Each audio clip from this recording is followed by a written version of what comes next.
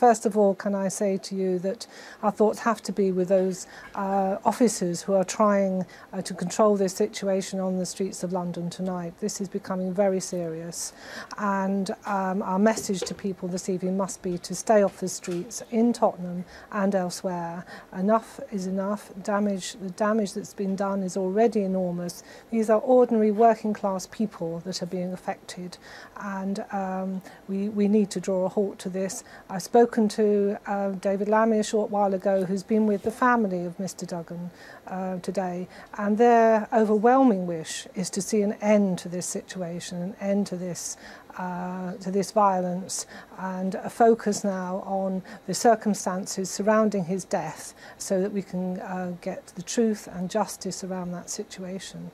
That's the first thing to say.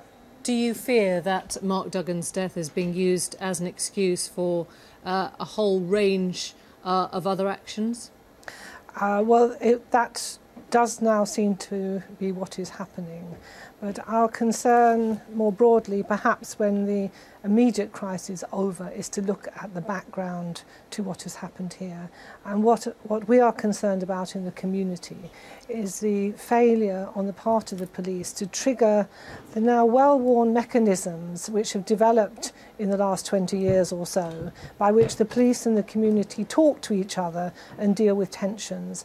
After the death of Mr Duggan, those mechanisms ought to have been triggered. The police ought to be meeting with community leaders, sharing what information they could, and using the community's mechanisms to get some understanding of what had happened and where the responsibility for supporting that family lay, which was properly with the IPCC rather than with the local police.